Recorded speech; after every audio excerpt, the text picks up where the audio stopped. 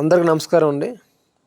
ఇప్పుడు మీకు చూపించబోయే ఆసనం పేరు గోముఖ ఆసనం.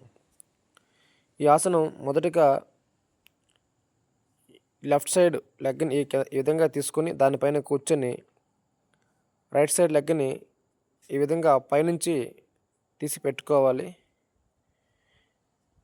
మీకు ఇప్పుడు మొబైల్లో ఫ్రంట్ కెమెరా ద్వారా వీడియో తీస్తున్నాను కాబట్టి మీకు ఆపోజిట్లో కనిపిస్తుంది.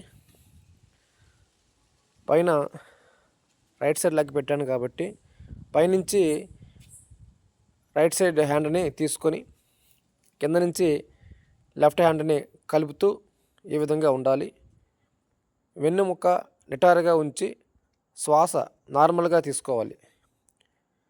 దీనివలన భుజ కండరాలు, మెడ కండరాలు నొప్పి తగ్గి చాలా రిలాక్స్డ్గా స్ట్రెస్ తగ్గుతుంది. శ్వాసకోశ వ్యవస్థ మెరుగుపడుతుంది. ఊపిరితిత్తులు పనితీరు మెరుగుపడతాయి. లివరు, కిడ్నీల యొక్క పనితీరు కూడా బాగా మెరుగుపడుతుంది. జీర్ణ వ్యవస్థ కూడా పనితీరు చాలా బాగుంటుంది.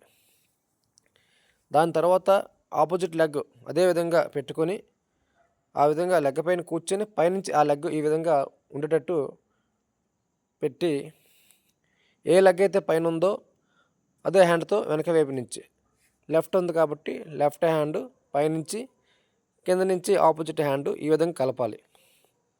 ఈ విధంగా కలిపి మీరు కొంచెం చేతులు నొప్పి వచ్చేంత వరకు కొత్త వాళ్ళైతే తక్కువ సమయం చేయండి. కొంచెం అలా రోజు ప్రాక్టీస్ చేయడం వల్ల మీరు ఎక్కువ సమయం చేయగలుగుతారు. వెన్నుముక నిటారుగా ఉంచాలి. శ్వాస నార్మల్గా తీసుకోవాలి.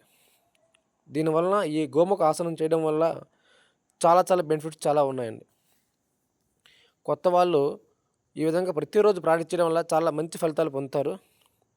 మీకు ఇప్పుడు ఈ ఆసనాన్ని వెనక నుంచి చూపిస్తాను. రివర్స్లో ఒకసారి చేసి ఈ విధంగా ప్రాక్టీస్ చేయండి. సో అదేవిధంగా ఒక కాలుని పిరుదుల కింద ఈ విధంగా పెట్టుకొని పైనుంచి ఒక కాలు తీసుకొని హ్యాండ్స్ని ఆపోజిట్ హ్యాండ్ పైన ఏ లెగ్ అయితే ఉందో ఆ హ్యాండ్ తీసుకోవాలి. రైట్ లెగ్ ఉంటే రైట్ హ్యాండ్, లెఫ్ట్ లెగ్ ఉంటే లెఫ్ట్ హ్యాండ్ పైనుంచి. మీకు ఇప్పుడు క్లాత్ సహాయంతో ఏ విధంగా చేయాలి, కొత్త వాళ్ళు తాడు కానీ బెల్ట్ కానీ ఏదైనా క్లాత్ కానీ వాటి సహాయంతో ఏ విధంగా స్టార్టింగ్లో 2 చేతులు కలవవు కాబట్టి ఏ విధంగా చేయాలనేది మీకు చేసి చూపిస్తాను. ఇప్పుడు చూడండి.